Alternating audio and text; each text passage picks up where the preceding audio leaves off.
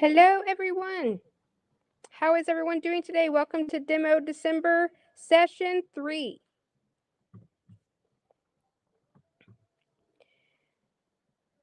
Judy, on early for once. Hello, hello. All right, let me do some housekeeping here. I need to turn off some things. So we have a new thing. Is the audio okay? Can someone tell me if it sounds like it always does? Hello, Miss Linda, Miss Doris, Miss Henderson.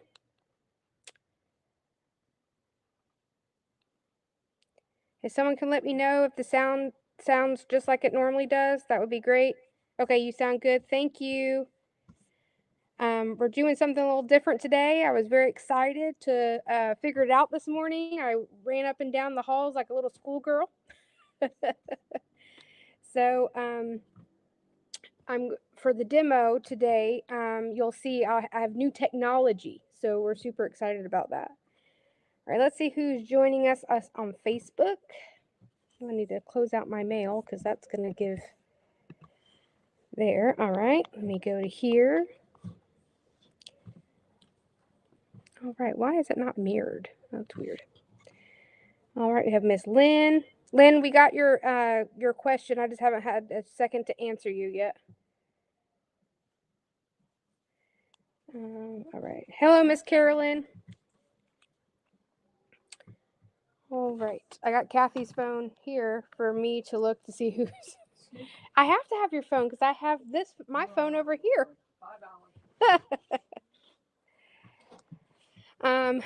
Anywho, we I have exciting technology, like I said, to show you guys today. Today is the final session of Demo December. So if you have not watched the other two sessions, please go back and watch them, whether it's on YouTube or Facebook. Hello, Mary Ellen. And once you comment the code word for the other two, you'll be entered for those two sessions. And then you'll be listening for another code word today at the end of the show for, well, I don't know where it's going to be honest. And you'll be able to comment that, and we'll move, we'll put you into session 3 category. And then either tonight, most likely tomorrow, after I get up and I look at all the people that have commented, I will go ahead and start the emailing process because there's quite a few of you. So we will do that tomorrow.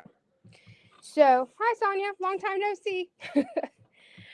So anywho, we're gonna go ahead and get started today. I want to show you hey Kathy, I want to show you my new technology that I'm super stoked about. So I have learned in StreamYard, where we host these things, how to do dual cameras. So here we are. So look, that's my hand. So now we actually have dual cameras. So I can, hey Miriam, so I can show you guys demos and other things. And this is on StreamYard, not on Zoom, how we do our virtual classes. So we are moving up in the world. Okay, so I have done many times. Hey, Monica, I have done many times. Thank you, Kathy. On orange pop rulers, we have talked about orange pop rulers. We've demoed orange pop rulers. There's not much that has moved in with the orange pop rulers, but what I wanted to draw your attention to today is I want to talk about prepping projects and finishing the project with orange pop ruler. So with orange pop rulers, if you're just tuning in and have never heard of orange pop rulers, these are a Kimberbell product that help you square up your embroidery blocks. All right. So they come, hi Joy, they come in lots of different sizes. There's 2 sets. There's a square set and a rectangle set. So in the square set, you have a 4.5 by 4.5. And on the backs, I don't know if you can kind of see, do you see this little area right here? It's kind of like a grip. And you put those on the back of the ruler, and it helps stay on your fabric when you go to turn it and cut it. So you have a 4.5, which is a finished size of 4x4. Let me put my do not disturb on because people are disturbing. On until I leave. There we go. All right. Next one in the square size is the 6.5 by 6.5 and finished 6x6. You don't have to have a Kimberbell. Hey, Sophia. Kimberbell project that you use for these orange pop rulers. Hey, Terry. If your finished size is 4, 6, or this one's 8x10. Let's see. Hold on. What is this one? This is a rectangle. And let's see. Here's my square. So this one is an 8x8. So 4, 6, or 8, you're good to go. You don't have to have a Kimberbell project to use these rulers. All right. So that is the squares. Hey, Kathy. The next one is the rectangle size, and this is the 4.5 by 6.5. And then we have the 6.5 by 8.5. And these are a half size lower every time I go down for the finished size. And then an 8x10. So those are the sizes of the rulers. All right. Now, when you prep fabric, I don't know if you guys have ever seen these or not, but I find them a lot on Amazon. And I think we all know when we want to prep a project, pre-cutting is always the way to go. Cutting, as you all know, takes an absorbent amount of time. Trying to do that, trying to put the SF-101 on the back, all the things. So these little pockets, I call them, they're pockets. I get them off Amazon, and you can either write on a Post-it note and stick it to it. Sometimes you can write with the dry erase marker right here and then erase it when you're done with it. The only problem with that is sometimes they rub up against each other and it erases what block it might be. So I just wanted to show you guys how I do it. But pre-cutting is always the way to go. As you can see, it helps so much when you go and you pre-cut all your felt and your stabilizer and your background, especially if you're doing background quilting, all the things. Hey, Liz. Hey, Linda. So going from there, when you are, after you have embroidered all of your blocks, I don't ever really square up my blocks until I'm done with stitching all of the blocks. So this particular project that I'm showing you today is this one right here. This is an All Things Give Thanks. This is on in the digital downloads of Kimberbell's website. So if you saw session 2, we did a anatomy run, if you will, of Kimberbell's website. Hey, Debbie. And now you can navigate the website. You'll go to our website, go to the affiliate link area, click on Kimberbell, and it takes you to Kimberbell's website. And then all you got to type in is "In All Things Give Thanks," and that's where this pillow is.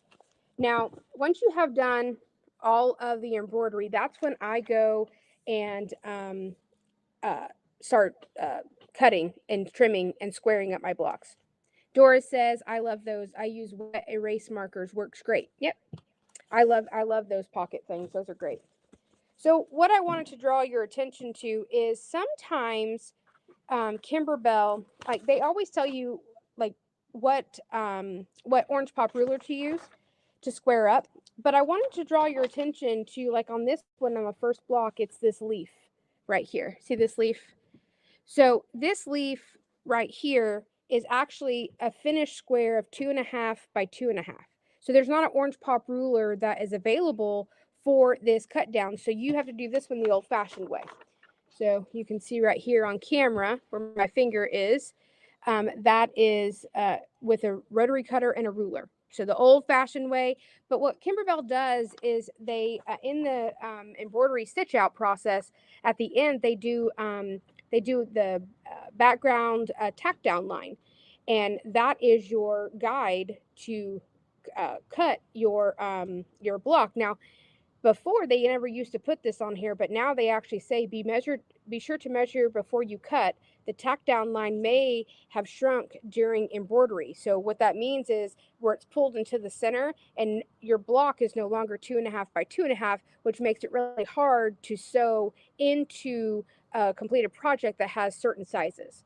So I thought that was a really good point to point out that they have added that in some of the newer projects. So if you go back and do older projects, just remember that, especially if not using the orange pop rulers. All right, so there is those instances. Now, on other instances like this one's going to be a normal one. All right, so here's my pumpkins right here, and I've embroidered and done the background quilting. And in my instructions, it says on it says place the 4.5 by 6.5 orange pop ruler over the block. You're going to align the small right pumpkin and 1/2 inch from the inner bottom edge, and the large left pumpkin 3/4 from the inner edge. So I got this particular block to show you. Um, uh, this one is a special placement orange pop ruler technique. You can't just plop the 4.5 by 6.5 inch ruler, which is this one right here. You can't just plop that on here. I mean, you can, but there's certain there's going to be certain, I guess, to make sure everything is exactly in place so that it looks like the pillow. So the pillow, let's see. Oh yeah, you really can't see it, but down here they have other pumpkins in the way. So it's this block right here. So there are some times where they caution you to slow down, make sure you're reading all of it, because this one, like I said, is not just a normal one. This, like I said, that one you want to place the 4.5. We read all that, and then we square the block to 4.5 by 6.5, and then the dimensional pumpkin flowers are added later. So just on this particular block, it's not as easy as cutting it down. All right. So now let's talk about some of the awesome uses of the orange pop ruler. So I'm going to come over here. So here on my camera, let me move the other rulers here. So when you have, I don't know if here I'll get a little closer so you can see. A lot of times it gives you this this area of stitching. Where's my finger?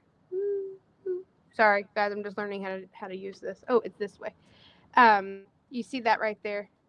So sometimes that is also, hey Alicia, this is also sometimes a cutting line. But in this particular case, like we said, this is not a cutting line because it gives you the exact measurement. But we're going to pretend like we're going to cut on this line and this is just a normal block. How these rulers work, and give me 1 second, I'm going to get my rotary cutter. I forgot to bring it over.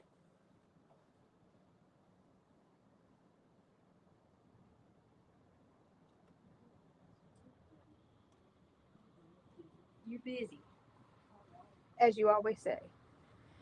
Okay, so when you use orange pop rulers, for the ones that are on here that have never used it, there are relief channels inside each one of these long passes. So that allows the blade of your rotary cutter to go in here. Now my guard's on because I'm not actually cutting. So here, and you would go and you would cut all the way here. But what's really cool is a rotating mat. The rotating mat adds another level of awesomeness, in my opinion. I'm going to scoot it this way so it can rotate. But once you rotate it like so, you don't have to pick anything up. So now you just hold on the left. If you're right-handed, you hold on the left-hand side away from the relief channels. You don't want your finger there because as soon as you go like this, you would cut your finger. So you want to make sure that it's always just on the orange piece, the solid orange piece, and you go like so. And then you turn. And then you cut. And you do that all 4 sides, and it helps. Hey, Valerie. It helps all of, the rotating mat helps you cut down your block. Now, if some people are not comfortable, so you might not be comfortable. Hey, Jane. You might not be comfortable with just that little bit of edge right here to hold on to when you're cutting. All right. So there is actually, unless it's the biggest size, this is a helpful hint. So you get the next size. You get the next size up. So you nest them. All right. So you nest that. Now you have a bigger area to hold on to. So when you go to cut, you don't feel like you're only just doing two fingers. You're actually doing your hand or whatever you need, but you still have to make sure that your hands are not in the way of the channel. All right. She says, Linda says, I'd like to tape my fabric and ruler down so nothing moves. So she's talking about taping it, either taping it like over here, like on actual her mat, like across, so nothing moves. That's also a good tip, Linda.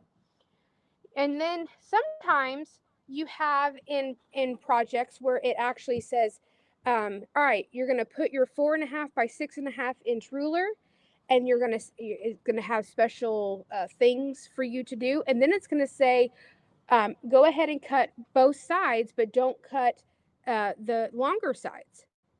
And you're like, okay.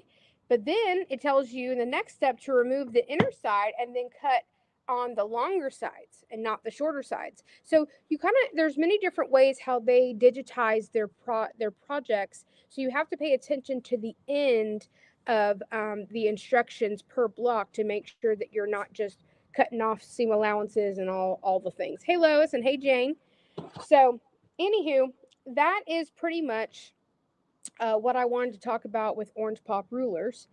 They are, I feel like if you do a lot of Kimberbell stuff, it's a revelation. Like I enjoy these. Like I said, I don't do any cutting down until after all of my blocks are done in the project. I just never did it, and now that's what I do. Um, and I find that helps me keep everything kind of like in a row, my ducks in a row type of deal. But is there anybody out there that has, other than Linda, has any other tips or tricks that they use their Orange Pop rulers for? If anybody has any tips, just comment below so people can see how you guys use your Orange Pop rulers. And while y'all are doing that, I'm going to go ahead and give you the code word. So the code word is stocking. So stocking, stocking. Comment stocking, and it will punch your ticket for session 3, and I will write you down on my list, and then like I said, I will email the design tomorrow. Now this is a PSA. If I don't have you in my email address in my system, I cannot send you the design. All right, so up here, if Miss Henderson is still on, if you would send us a email at info at sewitbetter.com, and leave your email address so that I know where to send your stocking to, because I looked you up in our system and I didn't see you. So if you're on still, if you will send it email to info at sewitbetter.com, and I'll be able to send you the file once you're done. Hey Nathan.